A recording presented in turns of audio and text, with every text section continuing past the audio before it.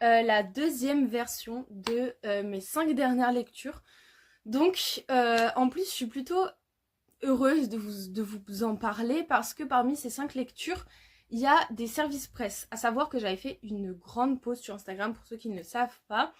J'avais fait une énorme pause sur Insta et en fait j'avais plus de service presse et j'ai repris Instagram récemment et depuis j'ai eu plusieurs services presse.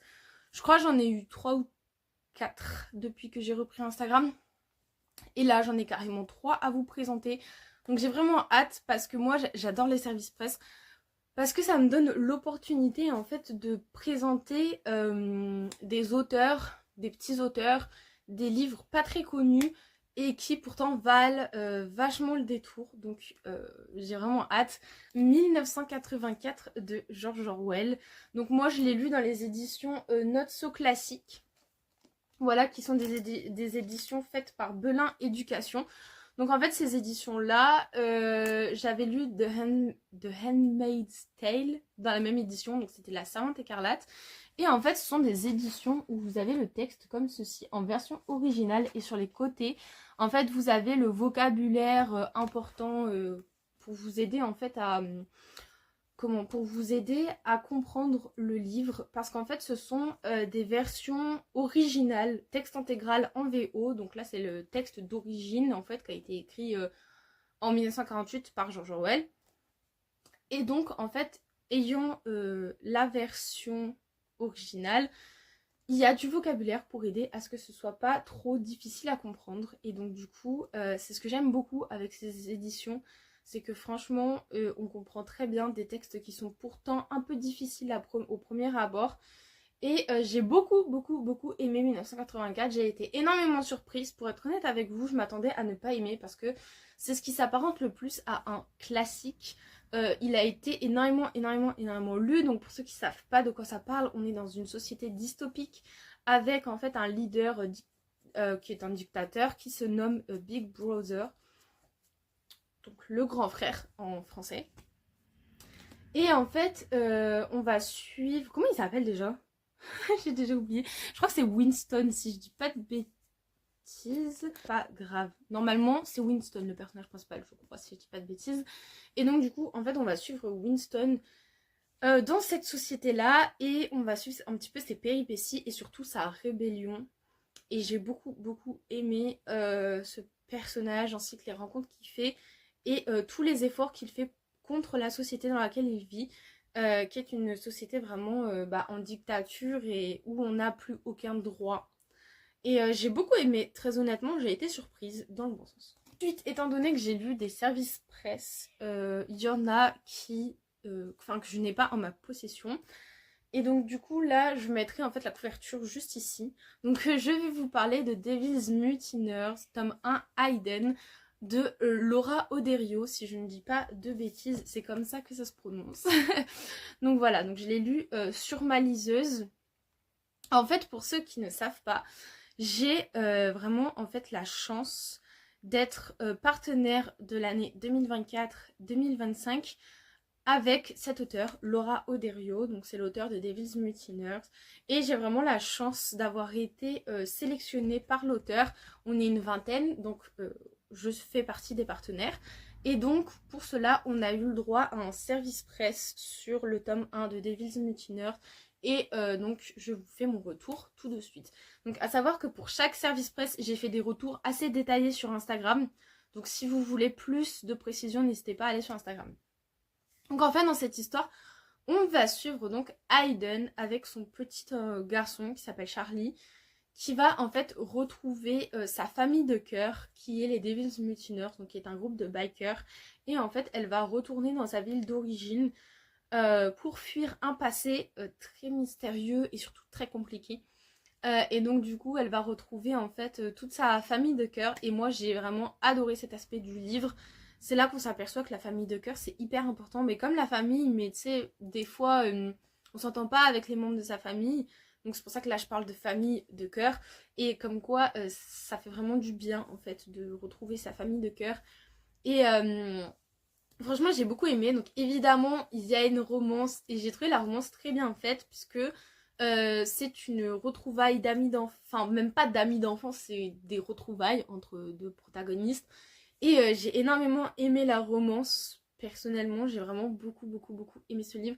Il y a énormément d'action et ça c'est cool parce qu'on s'ennuie jamais. En fait les pages elles se tournent toutes seules et on se rend compte que le livre, bah on l'a presque fini alors qu'on l'a commencé il y a 1 heure ou 2. Genre vraiment ça se lit tout seul. Et ouais il y a beaucoup d'action, il y a beaucoup de choses qui se passent. Et franchement j'ai beaucoup aimé. On parle aussi de vengeance, de passé mystérieux, on va comprendre ce qui se passe. Enfin bref, si vous voulez le découvrir, je vous laisse le découvrir par vous-même. Ensuite, deuxième service presse. Donc j'ai pas, encore une fois, la couverture je vais la mettre ici parce que ben, je l'ai pas. C'est Ma justice pour toi de Jessica Chomey. J'ai vraiment adoré ce service presse, il était vraiment très bien. Franchement, je le recommande. Donc on est en fait dans une histoire, on est dans une sorte de thriller. En fait, pour faire le contexte, on va suivre Blake, qui est le meilleur ami d'un jeune qui a été malheureusement battu à mort. Et en fait, il va collaborer avec la police dans le but de retrouver le ou les meurtriers de son meilleur ami. Et donc en fait, on va suivre toute son aventure et sa collaboration avec les policiers. Et franchement, j'ai beaucoup aimé ce service presse. Alors, et moi, j'ai vraiment adoré le lien entre les policiers et Blake. Donc les policiers, c'est Hope. L'autre, je me souviens déjà plus de son nom. Et Blake. Et donc en fait, ce que j'ai adoré, c'est vraiment le lien entre cette figure un peu paternelle, enfin cette figure d'autorité et la figure un petit peu de l'enfance, de l'adolescence. En fait, on va avoir un lien qui va se créer entre ces deux figures-là. Et franchement, j'ai beaucoup aimé ce lien qui, je trouve, est très fusionnel. Et c'est là qu'on s'aperçoit, en fait, les pouvoirs, entre guillemets, de l'amitié qui peuvent résoudre des enquêtes, etc. Pareil, il y a énormément de suspense, énormément d'action. Il se passe beaucoup de choses. Blake serait-il en danger par rapport à ça parce qu'il a été témoin. Enfin bref, c'est toute une histoire et franchement j'ai beaucoup aimé. Je l'ai dévoré en moins de 24 heures. Même l'auteur me l'a dit, ah vous avez été vachement rapide. Ah ouais, c'était vraiment très bien. Donc je l'ai dévoré en moins de 24 heures. Il se lit très vite, il se lit très bien. Et franchement, non, franchement, moi je vais donner une excellente note dans le sens où il mérite vraiment d'être beaucoup plus connu, ce service presse là. Donc franchement j'ai adoré et je le recommande. Ensuite j'ai lu Long Way Down de Jason Reynolds. Je vous en ai parlé il n'y a pas longtemps de celui-là, évidemment, puisqu'il était dans mon book haul de vacances. Je l'ai acheté en vacances et comme vous pouvez le voir, je l'ai bien annoté. Ah là là, c'est une pépite. C'est vraiment une pépite ce livre. Je l'ai vraiment adoré. Je l'ai dévoré. Il fait 300 pages, mais regardez, c'est écrit en vert. Regardez, des fois, il y a des pages, il y a un mot, comme là. Un mot, genre. Et là, bah, il n'y en a pas beaucoup. Donc, je l'ai lu en 1 heure et demie, quelque chose comme ça. Ça se lit vraiment très vite. Mais c'est hyper addictif et j'ai vraiment adoré. Ce livre-là n'est pas si connu que ça. Enfin, moi, j'en ai pas entendu parler avant de l'avoir trouvé. Et pourtant, il est incroyable. Donc, en fait, on va suivre Will et son frère Sean vient d'être assassiné. Et en fait, on est dans une société dans laquelle les lois règnent un petit peu tout. Et les lois disent qu'il ne faut surtout ne pas pleurer, ne pas balancer et se venger. Et se venger, c'est exactement ce que compte faire Will. Will compte bien tuer l'assassin de son frère. Et en fait, pour cela, il doit prendre un ascenseur. Et à chaque étage, et ça j'ai adoré, à chaque étage, il y a une personne importante dans l'histoire qui va arriver dans l'ascenseur. Donc des fantômes, des personnes très importantes par rapport à l'histoire de Will, qui vont débarquer dans l'ascenseur et qui vont un petit peu raconter leur histoire, pourquoi ils sont là, quel rapport avec Will, etc. et avec l'assassin de Sean. Et franchement, je peux vous dire que j'ai vraiment adoré. J'ai vraiment adoré. Ça a été un énorme coup de cœur. On suit vraiment Will en fait, le principe même de l'ascenseur, j'ai juste adoré. Les personnages sont hyper attachants. Non, franchement, c'est une énorme pépite. Franchement, celui-là, je le recommande, mais à 10 milliards de pourcents. Je pense que c'est une de mes lectures préférées de l'année. Vous le savez, pour le moment, ma lecture préférée de l'année, c'est Entre Chien et Loup de Mallory Blackman. Mais je pense que celle-ci, elle est deuxième ou troisième parce que vraiment, ce livre, il vaut le détour. En plus, il se lit super vite vu qu'il est écrit en vert. Donc, en fait... Moi je me dis que même les gens qui n'aiment pas trop lire ou qui n'aiment pas les trop gros livres, ça se lit en 1 heure et demie. C'est super rapide et vous allez mais adorer. Enfin bref, je vous le recommande vraiment. Dernier roman qui est un service presse qui a été pour moi également un énorme coup de cœur. Donc j'ai trop content de vous en parler. C'est donc La Collègue de Marc Castillon et franchement j'ai adoré ce service presse. Ça a été pour moi un réel coup de cœur.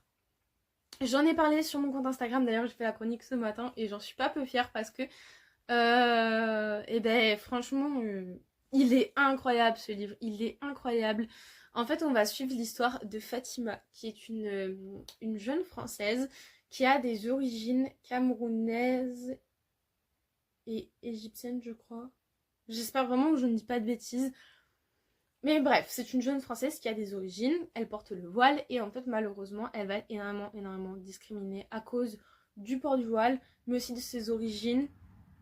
Voilà, évidemment, il va y avoir énormément de clichés, de stéréotypes, mais pas dans l'écriture du livre, hein. Je parle dans la réaction des gens, mais en fait, c'est la vraie réaction que les gens ont dans la vie quotidienne. Dans le sens où ouais, ça peut paraître cliché, certaines remarques de certaines personnes, mais je vous jure que c'est juste la vérité. L'auteur, il a juste dépeint la vérité avec énormément de délicatesse, et ça, j'ai beaucoup aimé. Parce que c'est un livre qui est délicat, il se lit très bien. Le sujet, qui est pourtant un sujet épineux, dans le sens où on parle de racisme, de discrimination, c'est pas facile à évoquer ce genre de sujet. L'auteur, il a su expliquer ce sujet, mais vraiment avec brio. Moi, j'ai adoré la subtilité et la délicatesse de l'écriture, surtout sur un sujet aussi délicat et qui fait pas mal de controverses. Et franchement, il l'a super bien écrit. Voilà, ensuite je peux vous dire que j'ai adoré le personnage de Fatima. C'est un personnage qui est très intelligent, très mature, très ouvert d'esprit et surtout mais adorable. Fatima, on a envie de connaître plein de gens comme elle. Elle est vraiment adorable. Et moi ce que j'ai le plus aimé dans ce livre évidemment c'est le lien entre Fatima et la personne âgée. Je sais plus comment il s'appelle, je suis désolée. Mais Fatima va rencontrer en fait une personne âgée, je me souviens plus du nom. Mais vraiment ce personnage-là, je l'ai adoré. Vraiment, leur relation, elle est incroyable. Moi, je trouve qu'elle est vraiment modèle. Enfin, dans le sens où ça donne envie de connaître des gens comme ça dans notre quotidien, que ce soit Fatima ou la personne âgée. Et j'ai vraiment adoré ce lien. En plus, c'est un tout petit livre, dans le sens où il fait que 67 pages. Donc en fait, je pense qu'on peut même parler de nouvelles. Mais je peux vous dire qu'en 67 pages, il se passe plein de trucs. La relation entre les deux personnages est vraiment très bien dépeinte. Même malgré un petit peu comment malgré le fait qu'il n'y ait pas beaucoup de pages, c'est super bien décrit, c'est super bien expliqué. Et franchement, c'est une pépite ce livre, mais allez le lire en fait. Enfin, moi, je suis trop contente d'avoir eu l'occasion de le lire en service presse. En plus, j'ai pas précisé, ça a été écrit par Marc Castillon et c'est publié aux éditions L'écharpe d'Iris. Et il faut savoir qu'en fait, ce service presse m'a été proposé par la personne qui tient la maison d'édition. En fait, L'écharpe d'Iris, c'est une maison d'édition qui est nouvelle. Et la personne m'a proposé un service presse pour faire connaître la maison d'édition. Et je peux vous dire que ça vaut trop le coup. Donc vraiment, je vous conseille d'aller d'aller lire ce livre parce que c'est une pépite. Voilà, j'ai fini de vous présenter mes 5 dernières lectures. J'ai mis plus de temps que la dernière fois, mais j'avais beaucoup de choses à dire parce que c'était des lectures qui étaient super intéressantes, super intrigantes. Et il y avait beaucoup de choses à dire. Sur ce, je vous remercie vraiment de m'avoir écouté et je vous retrouve avec grand plaisir dans ma prochaine vidéo sur mes 5 autres prochaines lectures.